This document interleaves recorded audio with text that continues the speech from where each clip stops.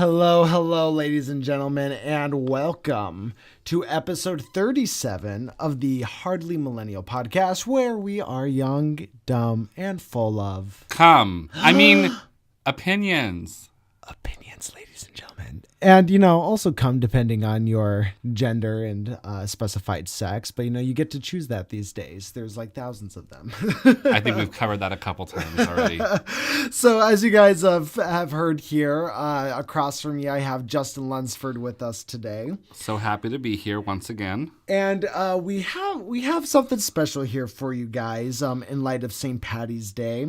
But before I get to exactly what that is, Justin, why don't you tell us what the topic is today that you wanted to discuss?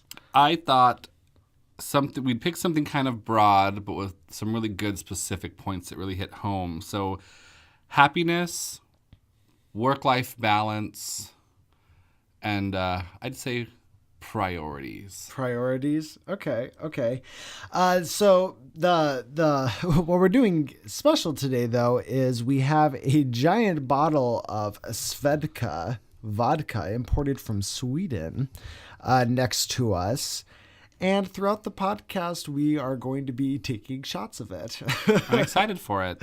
So we're going to see where this conversation takes us. Happy St. Patrick's Day, ladies and gentlemen. Shout out to our company who stayed with us this weekend. I will mention no names as I have not yet asked permission, but this is the last half of a bottle that our company brought us and left us. So it just so happened to work out as an interactive prop for this evening's episode. Yeah, it was totally unexpected. We weren't even planning on doing anything drinking tonight. We were literally just going to say Happy St. Paddy's Day and let that be that. But since we have it, and since it is the time, and since Adam has off tomorrow, I'm going to indulge into this. So without further ado, we will be taking our first shot, ladies and gentlemen. Cheers. Cheers. Woo. Oh, man.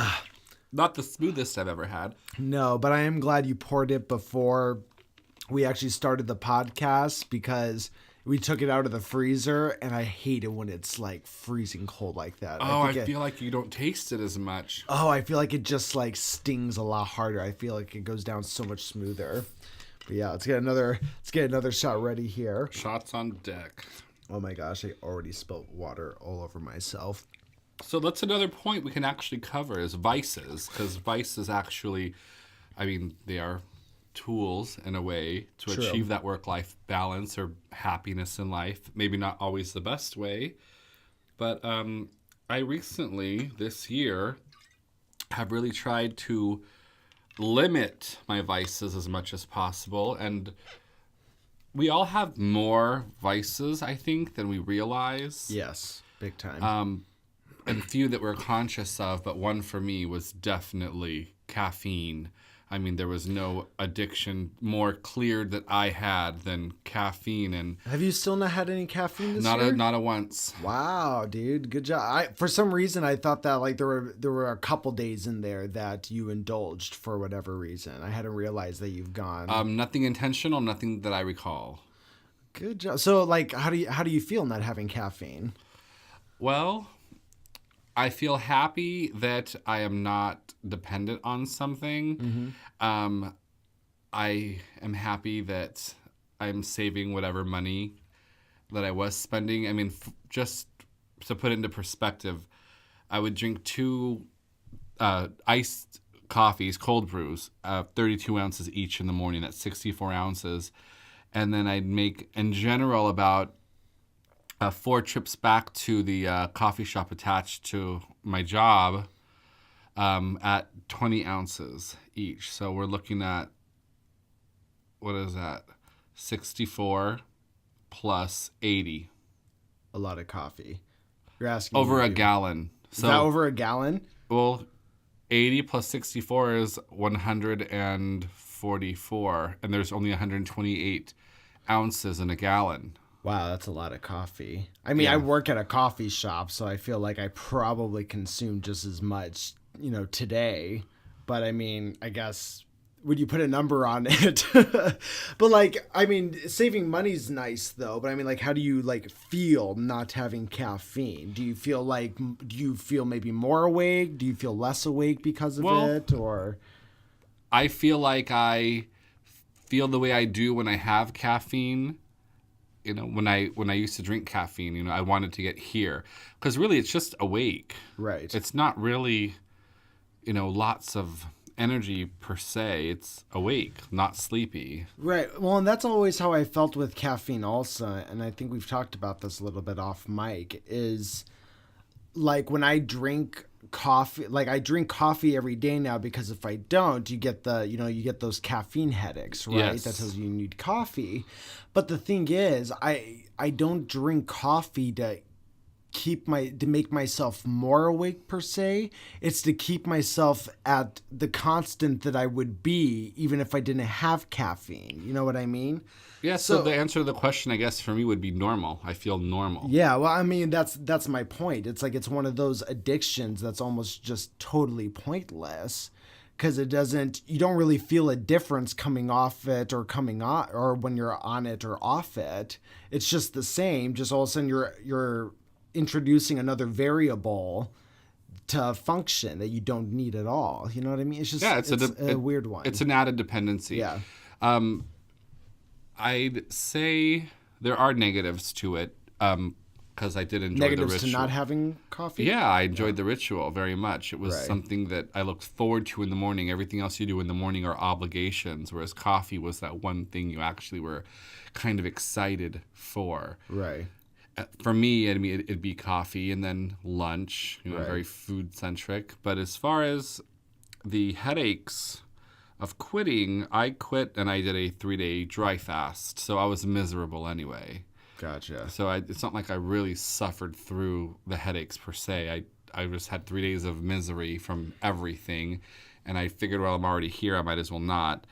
And it's not that I would never, ever, ever have coffee. I love the way coffee tastes. Absolutely. I will not do decaf because there's still caffeine in it. And I'm already this far. But it'd be one of those things where I'm driving across country or something. Right. You know, and I really just needed to be kind of yacked out a little bit for. Well, and that's how I feel about most vices. You know, I feel like if you use your vices and look at them as tools to use when you need them, then that's when these particular things should be indulged in, right? So like, for example, if you never drink coffee and then you find yourself in a position where you have to be up half the night to finish a paper or do whatever it is, there's something happening that causes you to have to be awake, right? Mm-hmm. Well, at that point, as somebody who never drinks coffee, if you drink coffee at that point, well, it's going to give you what you need. It's going to make sure you stay awake. Yes. But if you're an avid coffee drinker, you're not going to get the benefit of having a cup of coffee to stay awake because it's just part of the routine. Your body's just used to constantly getting the caffeine. I argue the same thing with marijuana. You know, I know there are people out there who can function just fine smoking it every day, but at the same time, there's a feeling to smoking weed that you used to get when we were younger, and it didn't. You never done it before, so it hits you in a very different way than when you're older. You know, so you miss out on those things to where if you use that while you're trying to paint a picture or do something artsy, you might gain the benefits of what maybe a high from weed causes. And I can argue the same thing with cigarettes and alcohol and many other things. Well, marijuana is a tricky one, though, because it has a lot of uses. So many people use it to have fun, right? To feel good, right, recreationally. Right. They do it with their friends. And then others have medical uses for it. Makes them feel better, maybe less anxious. So it's still, if you're using it for anxiety and you're anxious all the time, except when you're smoking pot, that is no longer recreational, and that's a vice, right, again, like an actual crutch. So, but that's what I mean, though. It becomes recreational at first, or it becomes, some recreational or tool, you can call it either or, mm-hmm, and then eventually, you overindulge in it, and it becomes, what it is at that point. You're just addicted to being high all the time. I mean, I argue the same thing with like cigarettes. I listen to a lot of podcasts with comedians, and I've heard more than one comedian say that before they go on to do a set, and these are people who don't smoke cigarettes at all. They are not addicted to nicotine. But before they'll go on and do a set, they'll have a cigarette because nicotine does have qualities about it that help mental focus when the nicotine hits your brain. You know, it's not enough to say cigarettes are good for you by any means, but it does have that effect on you. But again, if you're somebody who smokes cigarettes all the time, you're not going to get those kind of effects, you know, or if you do, you're not going to feel them. Right. You'll need it just to feel not irritated. Yes, exactly. So that's how I think vices should be viewed. I think all vices out there, it's like you can indulge in them. You can go out and, you know, get drunk some nights or get high sometimes or smoke cigarettes sometimes. But I mean, it comes down to just doing it in moderation. But I feel like a way to moderate it is if you look at it as a tool and to use it only when you need it or when you feel like it's going to enhance something that you're doing or make it better. That's kind of a slippery slope, though, isn't it? I mean, what if you need it every day? Well, how so? You have anxiety about going to your job. Well, in the terms of weed, I think is a little bit of a gray area. I guess to add on to my original statement, that's just the way that I look at it. That's the way that I try to look at vices. Oh, okay. But I definitely know that there are people out there who can be high off of weed every day and function just fine. I mean, we know tons of famous and very successful people, not only actors and actresses, but, you know, business owners who claim that they do it every day. Right. You know, and they function just fine. But I think for most vices, though, you know, I mean, maybe you could argue that for most vices, but I think just as a rule, you should look at the vices as tools. Because one thing I argue with like people who can function or be very successful off of, for example, being high every day off weed, right? The argument I make to that is, well, when somebody's like that, though, when somebody's constantly high all the time, that might be who that person is now because they're high every day. But at the end of the day, when I'm talking to that person, I'm not talking to, you know, John. I'm talking to stoned John. I'm not talking to Sally. I'm talking to extremely high Sally. Right. All the time. Absolutely. And we all know the people who have done weed a lot and then they'll quit it. And, you know, maybe it won't be a crazy difference, but there will be differences in that person's personality or how they conduct themselves or how they live their life simply because they don't have THC in their brain constantly. So, and those are reasons alone, I think, for doing it in moderation, regardless whether you're able to be successful on it or not. Well, I mean, even if your goal is to just have fun on it and be high, the functionality of it isn't very good because it starts to not do that. And then you have to use more or something stronger to even do that, which I think should bring us to our next vice. Let's introduce it with a shot. How about that? Another shot. Boom. All right. Shot number 2. Ooh. So how about this use for alcohol? How do you feel about the way that we're using it as a tool now? So, well, I'm somebody who I do not drink at all. I maybe get as far as like wasted drunk. I think that happens to me like twice a year, maybe. Right, me too. You know, and so to me, I look at alcohol as a very recreational thing.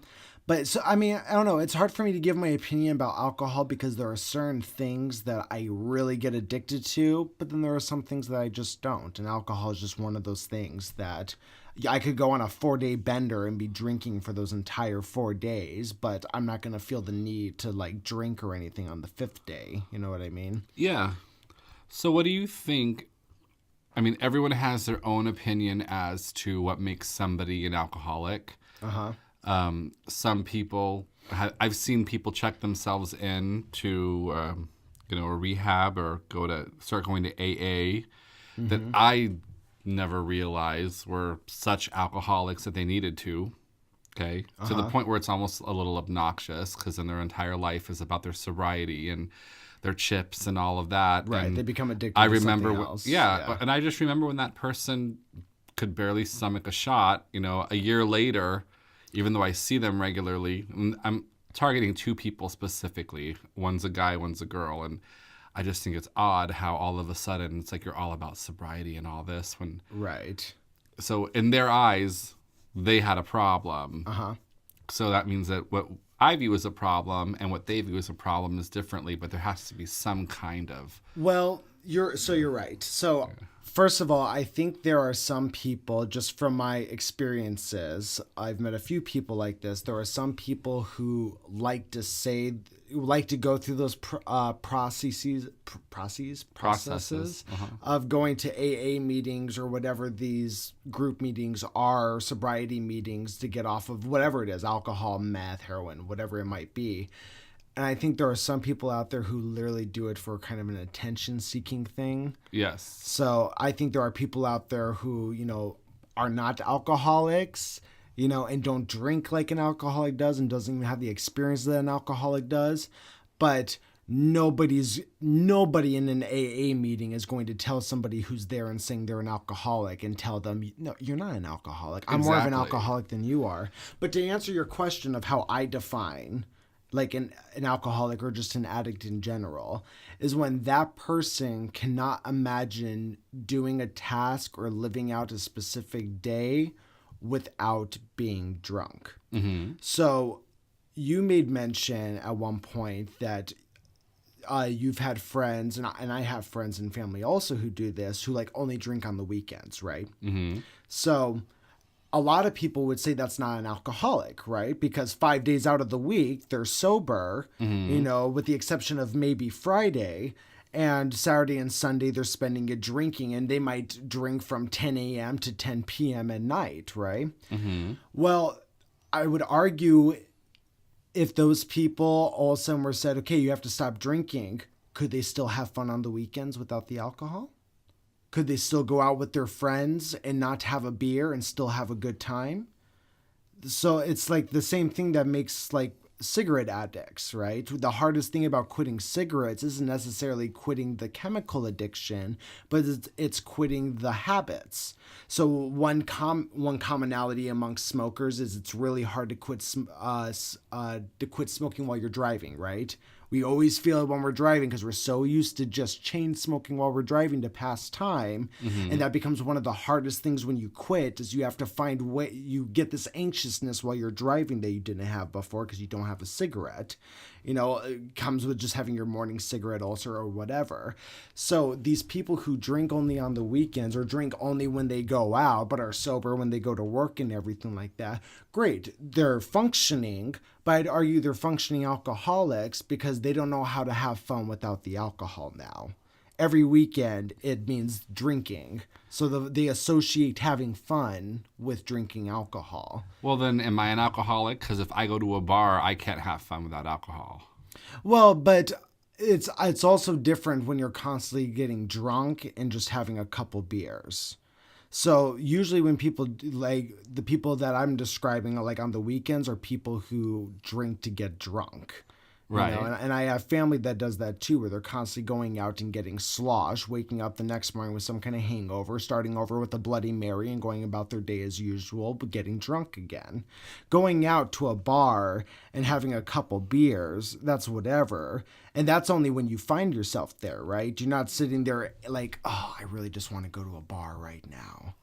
Mm-hmm. Whereas like if you told somebody, hey, you can't drink this weekend, there are those out there who, even though they may only drink on the weekend, they're going, oh, I just wish I could go to a bar right now and have a drink.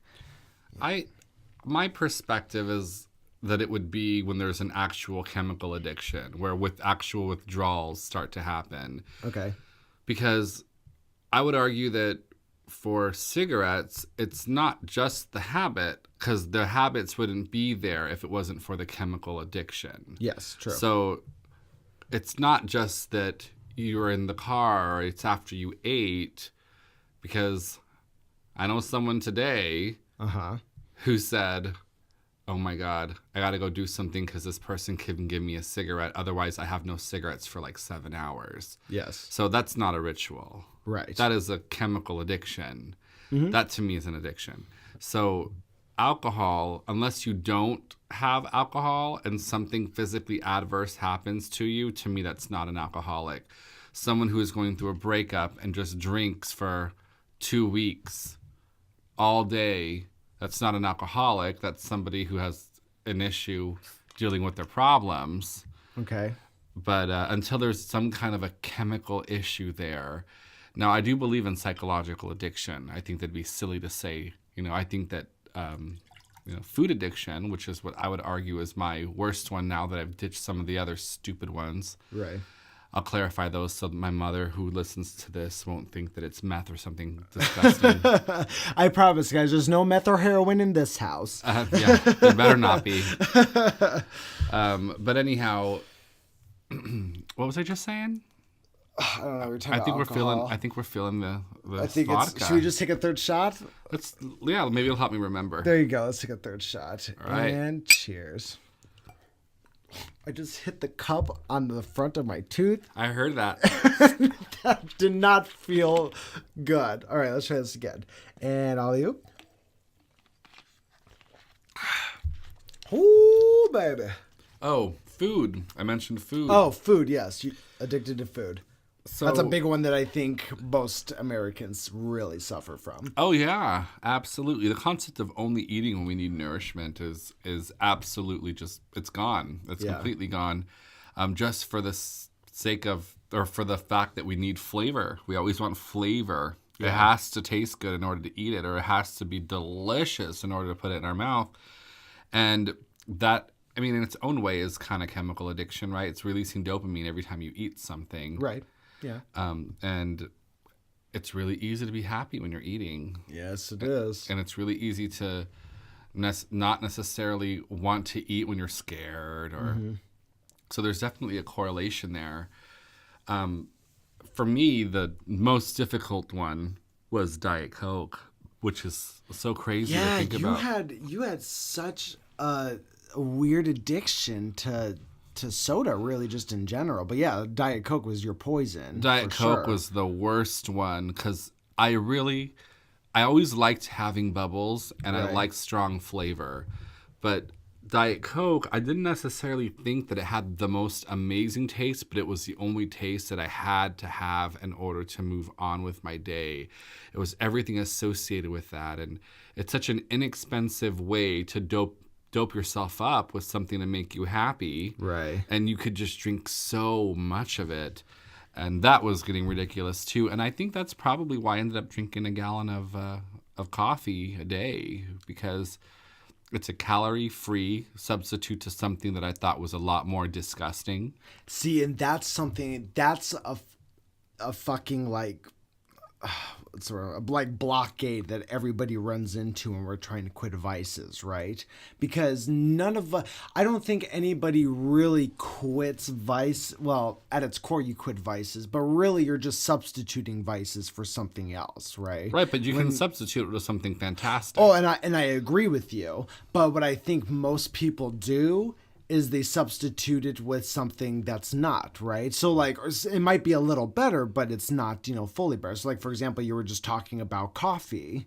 You think you drink coffee as much as you did at one point because you quit the Diet Coke. So you needed a new substitute for it. I'm addicted to consuming psychologically too. Right. So as long as I can have that point in my day where I a lot of people for cigarettes. Right. You touch base with yourself, nobody else. You go, you sit, you have your Diet Coke, you look on your phone, you finish it, you get that really refreshing dose of bubbles and then that dose of air through the straw at the very end when you have no more left. Gosh, I was going to say you're craving one right now, aren't you? I just like I miss the taste of coffee, I do miss that nice sting from Diet Coke, and I replaced that with soda water, Right. So slowly but surely we start to wean out these, symptoms or components of the addiction. Well, as long as you're active and aware about it, most people aren't. We see that all the time with people who say they're starting diets, and oh yeah, they cheat all the time, but they'll still tell people they're on the diets. But I used to have a tremendous amount of animals, and that gave me purpose and it made me happy. and I got very overwhelmed, but no matter what, I could not let them go. I try to keep them as healthy and happy as I could, but inevitably when you have tons of them, it starts to get very difficult. And when I started seriously dating somebody and they absorbed a little bit more of my time and my effort, in a way they replaced what I needed to do for these animals, and I was able to finally rehome them, and I replaced them with a person. So, you can always replace something with something else as long as it's an upgrade, I guess. Right. Always kind of switch up, not down. Don't go from... I'd rather somebody go from meth to food than, meth to flaca. Right. Yeah.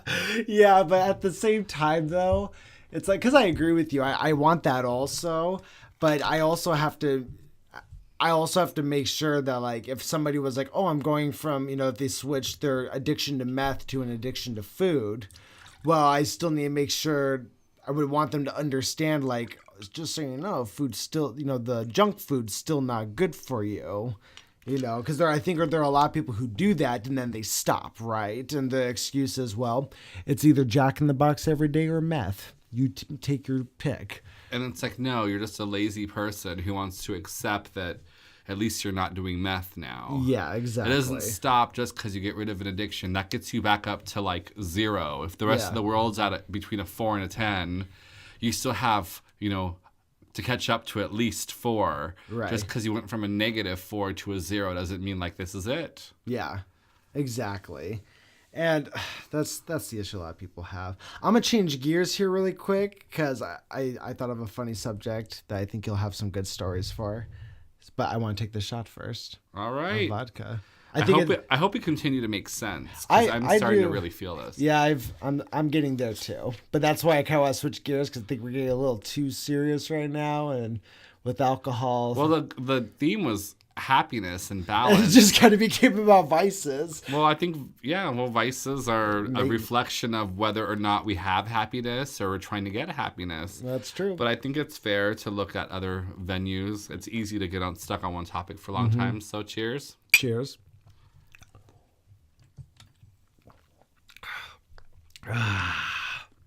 So, my topic actually doesn't even have anything to do with the original topic that you mentioned at the beginning. Bring it. So, what I actually just wanted to ask you and see if you'd be willing to share is, so for those out there who don't know, well, why would any of you know? You were in a fraternity in college, right? And given that today is St. Patrick's Day, I'm just curious if you have any crazy, like, St. Patrick's Day stories. Oh, man. I'm curious. I don't think I've ever asked you. So, what I will disclose,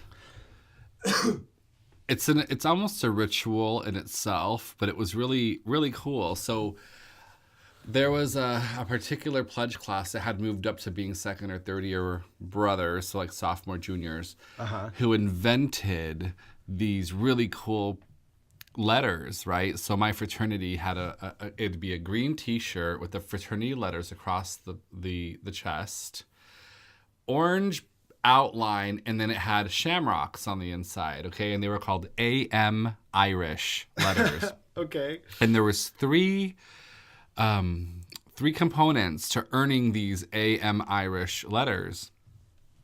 They did not have to be done in any particular proximity, but you had to complete the last step in order to get the letter. So the first one was Century Club. Everyone has their own version of Century Club. Some call it Power Hour. Okay. But we would do 1 shot of beer of your choice. I highly suggest something that's pretty much water. Okay, don't be a hero and get a lambic or Guinness or anything stupid like that. But you take a shot of beer every minute for 100 minutes, and it was really great. There was this timed playlist. Every minute for 100? Oh, I guess it's just beer. 100 shots of beer. I think it's a 12-pack.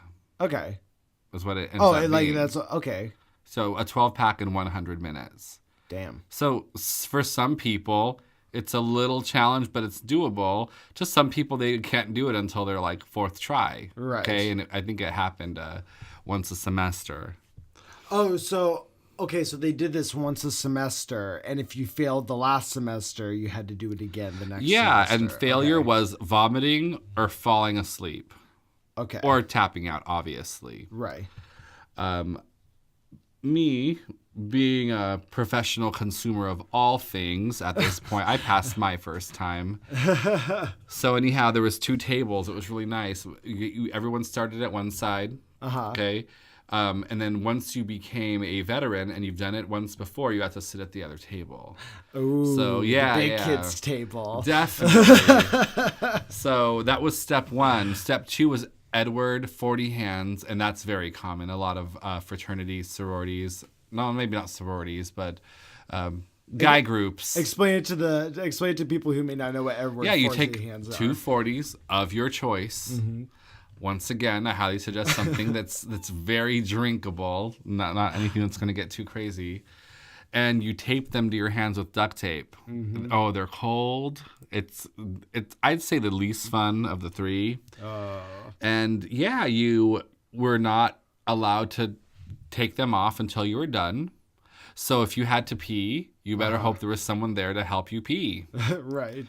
I made some very good friends during Edward's hands. We became very close. You had to trust somebody. A lot of the guys had girlfriends that would help them. I just had friends. So, but yeah, so you had to take care of that. Everything had to be done before the next morning. So you could Okay. drink all the way until the sun came up, as long as it took you. Right. Do not make the stupid mistake of high-fiving somebody with your 40 because it is connected to your hand at this point. So if it does shatter, your skin will also shatter. That was step 2. And then the last one took place on St. Patrick's Day. It was called... So this was a 3-day process. No, well, 3 Leading- days, but you could space it out whenever. You usually kind of just scheduled. Whoever was like the social chair, who was in charge of planning the parties would kind of set the dates throughout the semester when we're going to have one of these. Oh, okay. So, but when you guys do have one of them, is it like, oh, Justin's gonna do it on Thursday, or is it like you guys just have a party and then everybody? We'll announce it. Okay, Century Club is happening Friday the 12th of October. So if you want to come, bring this, and that. Here are the rules. So it was very scheduled. Okay. Most fraternity social schedules run like a clock. You kind of have the same ones that you do depending on the semester. It's just so crazy to talk about. It's been so many years, but It just came to my mind randomly. I was just thinking St. Patty's Day fraternity. Yeah. Justin must have some fucking stories. it's happening right now. My brothers, who are between 18 and 22, right now are trying. They have until midnight to complete AM Irish. So You're talking about your fraternity brothers. yes, Okay. right Gotcha. now. Gotcha. So the third step is AM Irish, and it only takes place on St. Patrick's Day. Everyone starts at midnight. Okay. Of St. Patrick's Day. Okay, so it would have began this morning at midnight. The one that I just slept through. Right. You start, and the way that it works is you could either drink 1 beer, 1 shot, or 1 mixed drink every hour. It must be every single hour. Between 2 o'clock and 6 o'clock, every hour, with your drink, you would also do an Irish car bomb. Okay, there was 4 of them. Oh my gosh. One at 2, 3, 4, 5, and 6. So sorry, that's 5. 5 Irish car bombs in the middle of the day. Okay. Then you continue afterward to finish, to do your drink, your shot, your mixed drink, or your beer every hour, and you must continue until midnight. It goes from midnight to midnight.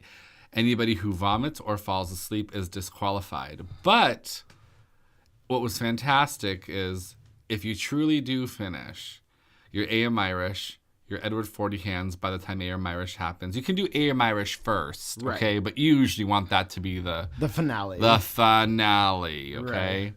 And Century Club, you earn the letters, and your big brother will purchase them for you.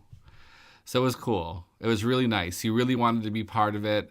They weren't like the most attractive letters. They were tacky as shit, but it was just a the good... principle of it. Exactly. Yeah. It was a really great story. So that's what we did. And I mean, everybody has an AM Irish story. It was a great time.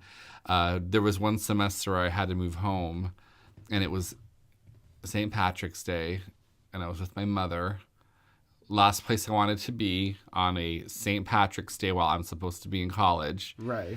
And I was just really missing my brothers and school and whatever. And so I started tearing up, and my mom looks at me and she goes, "What is wrong with you?" I just said, "It's just a very special day for us back at Northridge." And she just thought I was an idiot. She just, okay, whatever. It's St. Patrick's Day, okay. I have to say, through the years, the stories you have told me about being in a fraternity has made me wish that I had, joined such a thing. I recommend it for everyone. I think there is one out there for everyone. I don't think mine was for everybody. We had a lot of different people in there, and it was definitely for me. But why would it not be for everybody? Is it just because mine?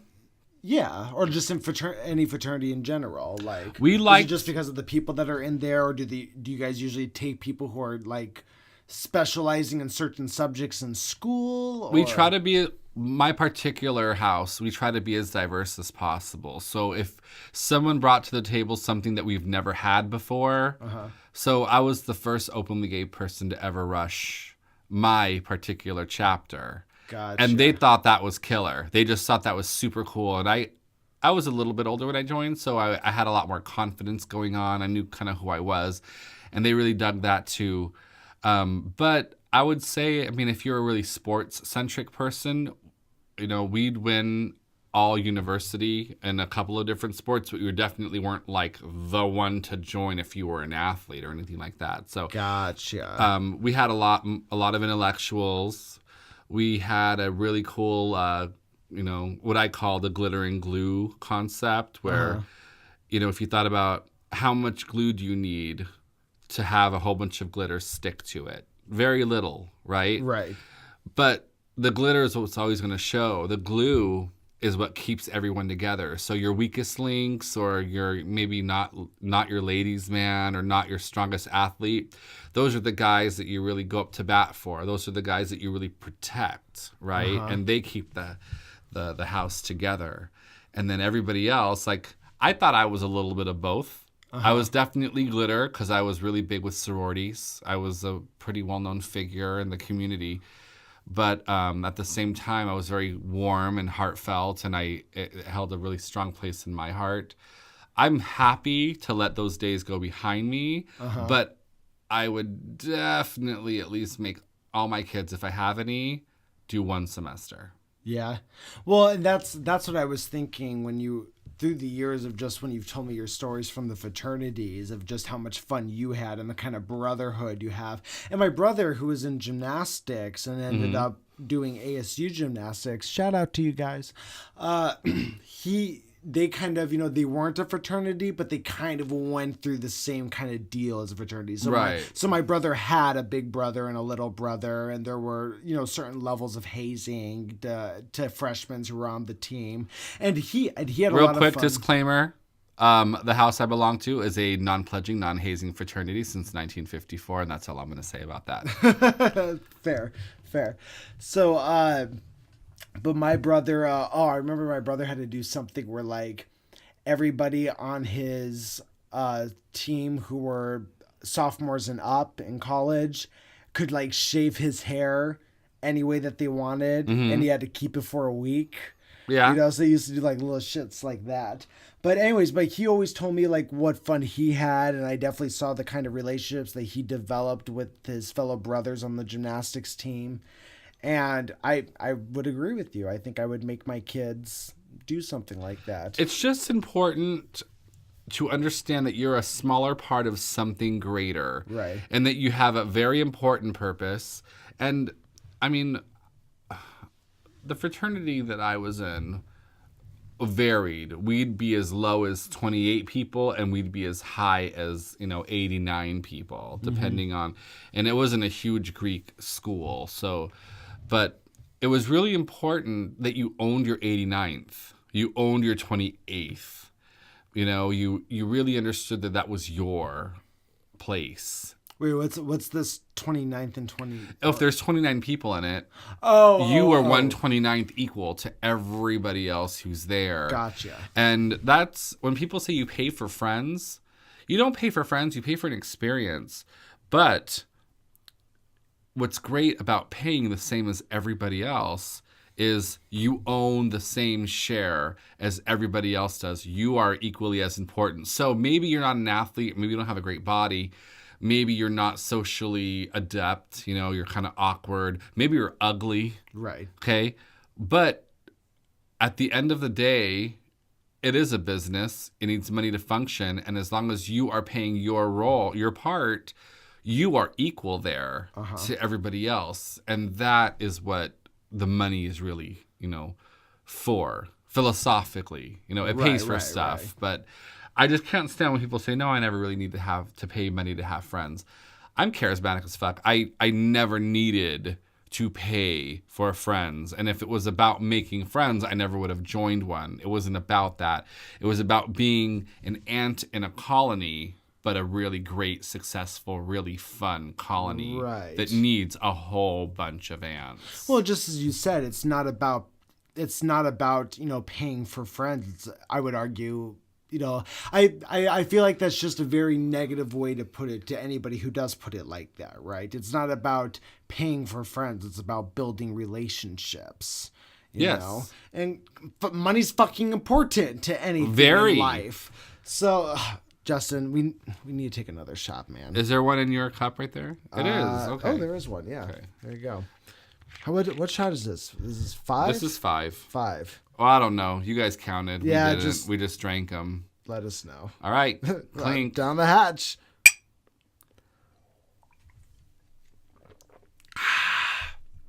Ooh, baby. Gnarly as fuck. I mean, it's not Jameson.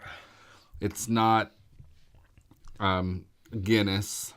Yeah. But this is how we're going to celebrate. This is how we're going to celebrate, yeah. Well, I mean, like I said, we mentioned it at the beginning. To be fair, I wasn't planning on drinking at all tonight's podcast. Oh, this is spoils of war from a guest that was here. And also, my life is a diet. And just, I'm drinking soda water as well. And vodka and soda is pretty much the way to drink if you're not trying to pack on calories. Vodka is the first thing I got drunk on. I think, no. Mine, the first thing I ever got drunk on was Bacardi. It was rum. And I remember I didn't know anything about how to drink. I'm not going to disclose the age that I was because my mom might watch this. I know she shares them. I know she likes them, so I'm assuming she listens to them. But it was vodka. No, it's not vodka. It was Bacardi, which is rum, obviously. And I remember I mixed it with Midori liqueur. I don't even know what Midori liqueur is. It's green. And it's in those LA waters that we liked from back in Los Angeles. That. Oh, we have to get those again, Justin. I'm sure they can still get them somewhere. That was kind of a fad drink. It's like the unicorn Frappuccino. Unicorn Frappuccino. Yeah. Fuck that But shit. I think someone still makes them. But anyway, for anyone who knows their liquor, this is absolutely vile. It was Bacardi. I mixed it with Midori and Coke, and it was just this sugary mess that I thought I was super cool. You can't even taste the alcohol. Remember that? Remember when you make a drink? All the fucking taste this. time. Taste this. You can't even taste the alcohol. Although I will say, through high school and growing up, I mean, not through high, I didn't drink until I was 21, of course. Me neither. But I loved screwdrivers. I loved screwdrivers. I've always been a love of vodka, love orange juice. So you combine them together and you create these screwdrivers. And I would go to parties and I would make screwdrivers for people. And people did specifically like my screwdrivers because I knew just what to put in there to where you could There's only 2 ingredients in a screwdriver. But that's what I mean, though. The ratio? The ratio. Oh, okay. To where you would barely taste any of the vodka. Oh, and I would just get so many of my friends just fucked I can't up. do screwdrivers because I had an aunt. she's dead now from diabetes, and that I just remember I can hear it with her speech impediment. Screwdrivers. I just could hear it. A lot of S in there, and it's just not for me. I never. So I probably couldn't do screwdrivers now. As you know, like anytime we go out, I'm always just vodka on the rocks. I just right. like it tastes. I'm a vodka soda type person. As you agree, it's a clean tasting alcohol. Even though it's not good for you, it at least tastes a little more like it might be better for you. Do you fart? Did I fart? Did you fart? I did not. Does it smell in here? It smells, and I'm scared it's me, but I smell like lemons because I'm wearing Underneath the Lemon Tree by Replica. So, one thing that happens in here, unfortunately, because it's a smaller room, and then when you have just two people sitting across from each other with electronics going, it starts to get hot. So I think we're just smelling the musk of my room. Oh, well, I'm glad it's your musk. Of a half studio, half bedroom. Dude, this bed is the bane of my existence right now. I love having a queen size bed, but there's just so much I want to do with this room that I can't because my bed and this fucking dresser is in here just taking up space. Well, you do have to live in here essentially. Yeah, well, one thing I was looking up was because I want to get a futon just because it's something I can make into a couch or a bed, right? Mm-hmm. And so I was actually looking up, and there's a lot of like YouTube videos and instructions out there on how to like build your own futon for like $150. You can just buy a futon for $150. That's what Matt said too, but I don't ever remember but I feel like if I built one for $150, it would be not only just a good experience of fucking building something, but still sturdier than any $150 futon that you get. I feel $150 futons usually consist of metal bars. Yes. And they're not horrible. I've slept on one before. I have a futon downstairs. It's wood. Yeah. And it has lasted. It's almost 30 years old, and it's actually very, very beautiful. Is it comfortable? I've never slept on it. You've slept on it. I've slept on it. It's very comfortable. Okay. It's extremely comfortable, actually. But I don't know. I'm a little older than you. By looking at me, maybe you can't tell. But the fact of the matter is, I am in fact older than you are, and I have to make sure that sleep is like a priority. Yes. Well, and I would still still make sure I get sleep. I mean, remember, I slept on a couch for like literally like you saw it, the red couch that I had. Yes. I took a couch with me everywhere I moved because that's just what I slept on. And now I have this bed, and I love this bed to death. And don't get me wrong, I wouldn't get rid of this bed by any means. I would get like what are they called? Those things you can actually like enclose the mattress in, right? Oh, a mattress cover. Mattress cover, yeah. And then like just put it in the garage or something. But I would just really love to have a futon in here. I just feel like it'd have more space. I'm already a messy person as it is. I just need more space for my mess. Adam. What? Did you know that we now have a second refrigerator in this house? Yeah, Matt told me. It's very nice. It's stainless steel. So I think I'm going to move the one from the kitchen into the garage. Like a working fridge in the garage? Or yes. Just goes, oh, okay. Well, the thing is, if I move the one from the kitchen into the garage, because the one that is in the garage now actually has ice and water dispenser that right. work. Mine's currently broken, and the one I have now, it kind of gives me a kick in the pants to get the true, like that man cave going. And I have some ideas that I think would be inexpensive and very attractive to decorate in there. And it's all starting to kind of come to me now. But I'm really excited for that. And that makes me happy because happiness, in fact, was today's where subject. All of this was supposed to stem from. So what's going to be nice, and so just so you guys know out there, so we got this when we first moved into this house, Justin and I got this really nice fridge from, who was your uncle? My aunt and uncle. Your aunt and uncle. Yes. Like a super nice, expensive, beautiful large fridge. And we love it. We use it. But where you would actually put it like up against the wall, there's like cupboards above where the fridge would be. And it's literally a quarter of an inch. Oh, like a just centimeter. too tall. So we have this giant fridge that's just sticking out like 3 feet from the wall.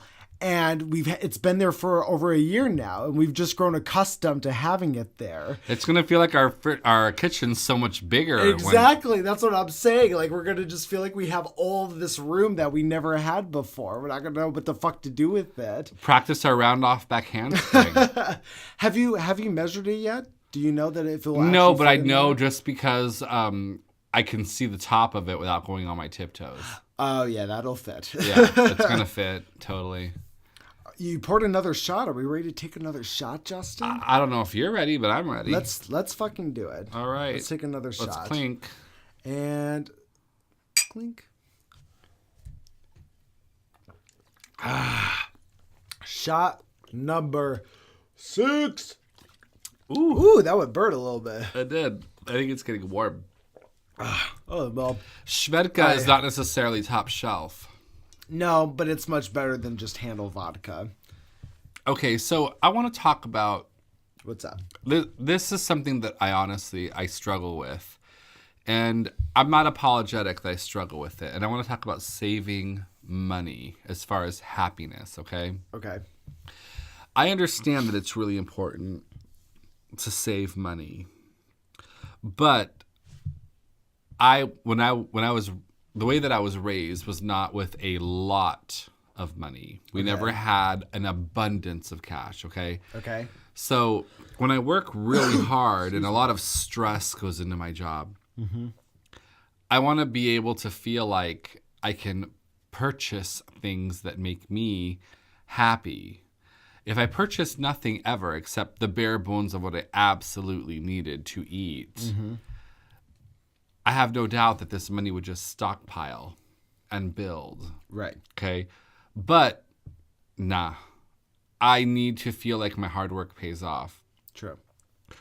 So you're a little better at saving money than me. Mm-hmm. You're like, yes, I am. Because you are terrible. What are you entitled to as somebody who works really hard for their money? And at what point is it immoral to spend? Ugh, that's a tough one. So I think I'm really starting to feel the effects of the Svedka at this me point. too. I'm pretty far in. So I'm going to do my best with this. Okay. But try your hardest. How are we doing on time? I don't fucking know. We should probably check. Oh, we're doing good. We're doing good. Okay. We still got 10 more minutes. I have a feeling we're going to forget and end up going over, but here we go. So, anyways, with money, I think the answer to that question is just dependent really on the person. And first I'll say this about money. It really bothers me when people tell me that money can't buy you happiness, right? Mm-hmm. Or when they say that there's more to life than money. Although those things may be true on a certain level, I myself I am the most stressed out and anxiety ridden when I have no money. Me too. Absolutely. Absolutely. So much so to where I take the active steps to save up as much as I can to give myself whatever cushion I need to, so that doesn't have to be the case later on. But I do believe, though, that there are people out there who, and you just said too that it stresses you out when you don't have money, but I think there are people out there like you, Justin, who will spend the money when they have it on things that they love and not regret it at all and be 100% happy with that decision. So I really think that is just dependent on the person, but at its core, if you're somebody who stresses out because maybe you're not making or you're not able to put away as much money as you would like, you owe it to yourself, and what can fix the problem is getting yourself accustomed to a new lifestyle that allows you to save that money. So, an example for me, I'm somebody who, unfortunately, for the past few months, I've eaten out like every night, right? Okay. You know, fast food, junk food, just spent useless money on useless food that is not good for me. And it's attributed to pickles of mine that I've had with money throughout the last few months. Now, if I had a lifestyle that was eating right and healthy, or doing a keto diet, for example, or even like a Whole30 diet, I would be saving a lot of money because I'm not spending all the $12 on one meal at Jack in the Box every night, right? You know, I'm spending $5 on a slab of meat that's going to feed me for 2 days, right? I mean, maybe $10. Maybe $10. Not $5. But you still have something that's going to feed you for multiple days and possibly... And be way better for you. And be way better for you. Yeah. So it comes to this point to where somebody like me, I really value bettering myself and living a healthier lifestyle, because I know things like that, like saving money, is going to become much easier because there are a lot of things I'm not going to be spending money on. So, I mean, cigarettes is a real perfect example, right? I'm lucky that I make tips at my job because the tip money is what goes to pay for the cigarettes, right? But like, I did the math one day, and this is probably true for most smokers, because I think I'm your average, addicted smoker, where I smoke, roughly a pack a day, give or take, right?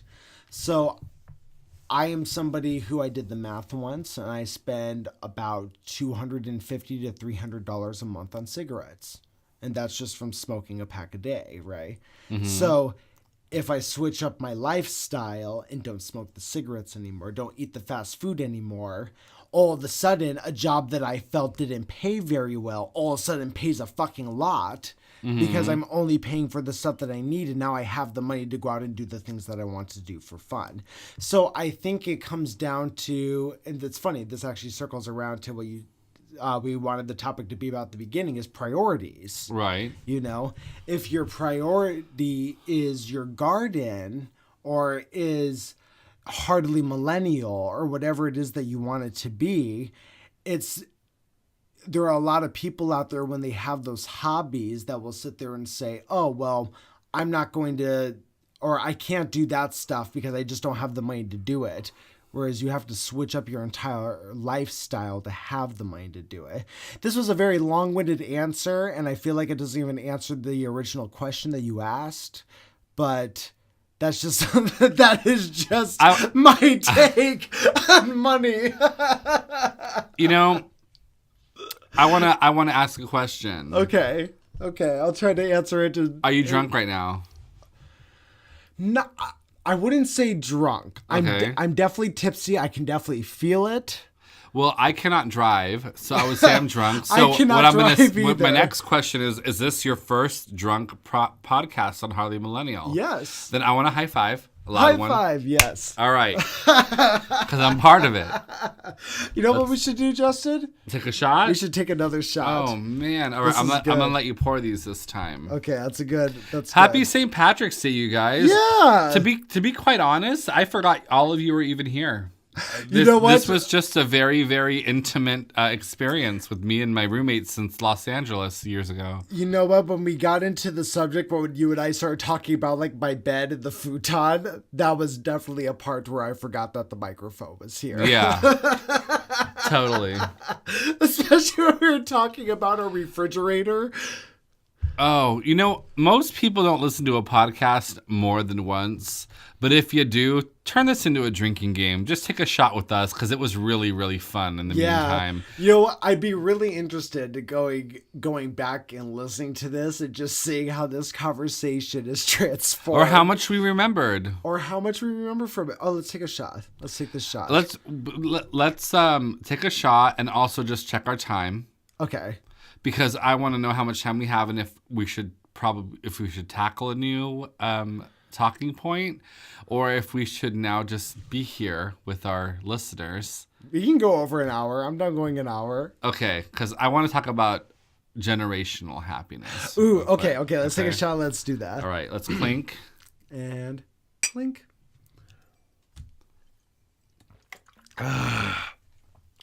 Let's see. Where are we at time just for shits and giggles? We're at an hour, but fuck it. Let's do it. We can wrap this up in 3 minutes. Whatever. Maybe 5 or maybe 9. 20. Let's go. Okay. So I work in sales. Okay. And you sell to everybody differently. So what would you say is the oldest generation shopping right now? The greatest generation?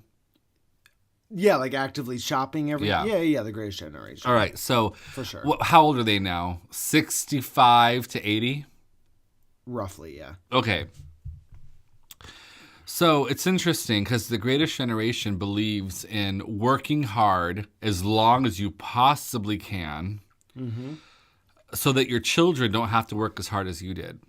But what's interesting is in their 60s, they're not working anymore. True. Okay. They're collecting their Social Security, right? And most of their homes are completely paid off. Okay. One of my clients, she let me know because she's wealthy. Like very comfortably wealthy. And I asked her, because at this point, I mean, it's been years we've been working together. She's been shopping with me, and I've been giving her honest opinion. She gives me honest feedback. And she tells me that no one becomes wealthy until they are free of a house payment and a car payment. She said, once you are completely free of house and car payments, you can then become wealthy quickly. That's very profound, and I would say that's true. So I thought that was great, right? And so she said, if I could give advice to anybody, I would say pay as much as you can in principal on everything that you have, and take that money away from anything that you would look at as a luxury. So when I worked for Chanel, I learned that luxury is anything that is not necessary but desirable. Okay. So in her eyes, this customer's telling me, say your car payment is $180.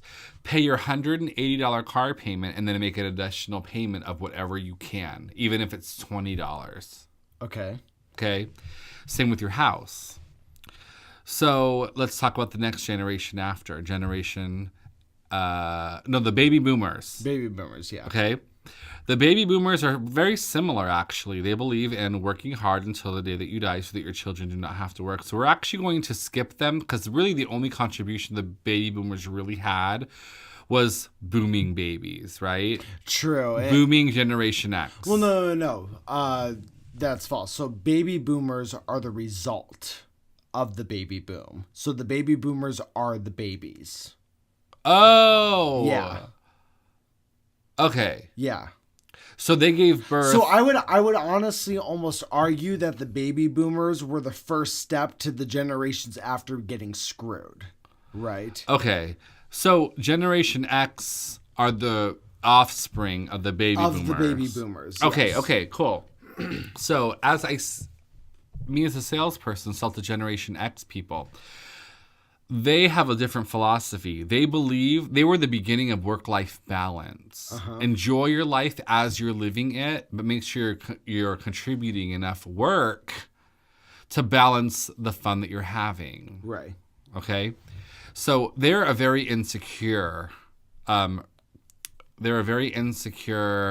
generation. Yes. They really want to make sure that they're making... Are you talking about the Generation Xers? Xers. I'm going to skip the baby boomers. Okay, so the Xers are the ones that are not confident. I feel that because, one, they want to make sure they're making the right decision, and they really depend on you to tell them that. Okay?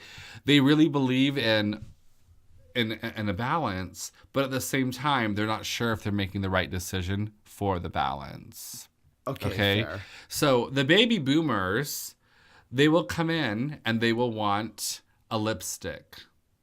Okay, but if they're paying $35 for lipstick, they want the whole shebang. They want to be waited on. That's when I go to the local coffee shop that's attached to the store and ask for a water for them so that they feel like someone's going out of their way to help them for their stupid lipstick. They sound pretty fucking entitled, Justin. I agree. There is an entitlement, but they believe that entitlement can be purchased. They do not believe that entitlement just comes from being alive. Okay, so there's the difference. Exactly. Okay. So they believe that their money buys entitlement. And you know what? I actually respect that. Okay? But the Generation Xers, they believe that they have to give you their money. Right. They have to give you their respect, their time. Please just help me make the right decision, okay? Because we want to be happy. Us as Generation Xers, we want to be happy, we want to be beautiful, and we want to make the right decision, okay? And I feel like the greatest generation from World War II, those were the ones that really worked really, really super hard to make sure that the family could stay alive. But they had no choice. Right, absolutely. Yeah. They had to go to work, right? So the Generation Xers, those are their grandparents at this point, right? Because right before them are the baby boomers. Yes. Exactly. So they really idolize their grandparents. They want to be those people. They want to make good decisions, but they just don't know how to make it on their own. They gave birth to Generation Y. Generation Y... Which is us, by the way. What? We are Generation Y. No, we're not. Yes, we are. They just gave us a name. We're called Millennials. But we are Y and Millennials are the same thing? Yes, 100%. Oh, well, that makes a lot more sense to me because now the Millennials feel like we are entitled to happiness. Mm-hmm. We deserve a good life because everyone deserves a good life. Doesn't matter how hard you work, we're all people. Right. And we deserve what everyone else deserves. Yeah. And then that exemplifies in Generation Z. Okay. Yes. Exactly. So when I'm selling to Generation Y, okay? Millennials. Right. It's funny. It always skips a generation. Yes. Okay. Yes, you're right. They're a lot like the baby boomers. They want to be treated like royalty because they're about to drop $35 on a lipstick. They're about to drop $38 on a powder. And how lucky you are that they're there to spend that $35. Exactly. You know? Yeah. Exactly. Of all the places I can go and do that. But what's interesting is the available amount of information. Yes. Because now they can come test you. Let me test you on how worthy you are of me spending my money with you today. Yes. On this. It's so what kills me the biggest stigma on millennials that bothers me the most is this term of how entitled our generation is, right? So, and there's a couple reasons why that. Sorry, I'm picking up my putty on the floor. There we go. So there's a couple reasons why that bothers me. For one, I work at a coffee shop. I have a lot of spectrum of people that come in, anywhere from the greatest generation to Generation Z, or arguably Generation A at this point. And let me tell you, I have not met any fucking generation that deems themselves more entitled to my time and their little fucking specific shit they want on their fucking latte than the fucking baby boomers or the greatest generation, man. Like, it fucking kills me that they argue so much of like, oh, these millennials are the generation that thinks they're just entitled to everything. Meanwhile, they're coming up and going, hi, can I get a latte, and can you make that half coconut milk, half almond milk with half sweet of sugar-free vanilla, but then I want whipped cream on that too, but not too much whipped cream. Just fucking entitled old farts. And I totally lost my point.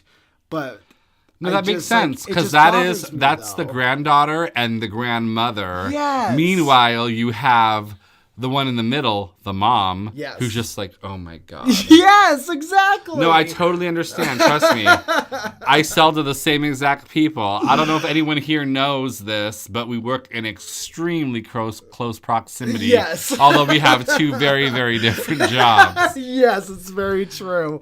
I feel like people are just going to listen through the process of all these 37 podcasts and just like estimate where Justin and Adam work through our little clues. Well, you know what? We did our best to keep it discreet. We did, though. We really did. So, Adam, this is what I think we should do. Okay, tell me.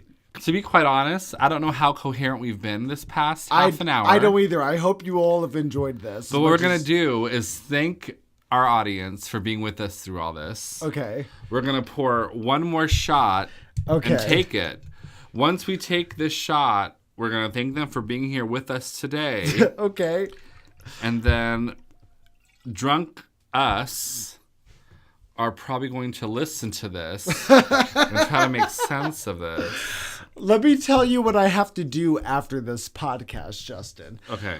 I have to make a title for it. I have to edit the audio levels on it.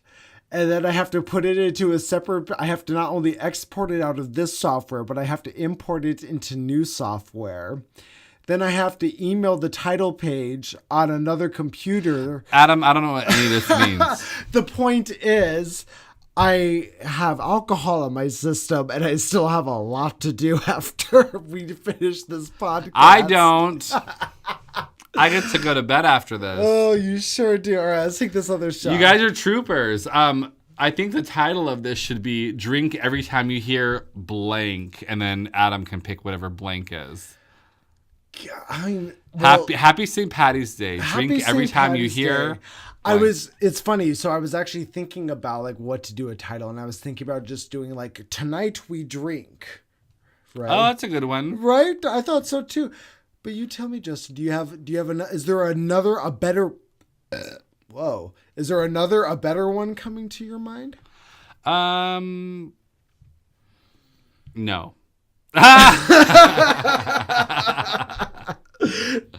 You know what? We're gonna have to do another one of these at some point. This was a lot of fun. Yeah. Let's listen to this at some point and figure out what we learned from this. But until then, clink. Let's take the shot. All right, what was that? 7 or 8 shots, something around there. Comment how many shots this was once you. Yeah, just. We'd appreciate that because we lost count. So thank you, everybody. So I'm gonna take a drink of your sparkling water, Justin. Please do. So thank you, everybody, for listening to today's podcast. We always appreciate the listeners. I hope you enjoyed this first podcast where you got to hear a little bit of Adam and Justin drunk today. And may the luck of the Irish be with you. May the luck of the Irish be with you. Thank you so much, guys. Happy St. Patty's Day. Remember, drink responsibly, drive home safely. I know people who've gotten DUIs, and trust me, they never describe it as a fun experience. So just be careful out there. And remember to like, comment, subscribe, and let us know if you liked this episode. You know, this was something different. We never drank on a podcast before, so I'm curious. I feel like it'd be funnier if there was a video, because I think we look ridiculous. Yes, I feel like we sound ridiculous too. So just leave us a comment to let us know if this was something that was enjoyable to listen to, or if it just becomes a little too much when it's just audio. I don't know. Just fucking leave me a comment. And Vincent... Kyle, I love you. It's been tough to get around to seeing you guys, but let me know if you got this message in the comments. You know, just a little spoiler for those who made it through to the end. We are about to have 4 microphones in total. That's news to me. That's great news. That means that maybe I wasn't supposed to put out this information. Oh, I'm the fucking owner. I can put out whatever information I fucking want. Whatever you want, Adam. So this is, so just so you know, we are going to get 4 microphones and hopefully have, 3 4-man podcasts coming on soon. But anyways, before I say any more that I probably shouldn't, just thank you so much for listening, guys. We have all the social, just goodbye. Thank you. Bye.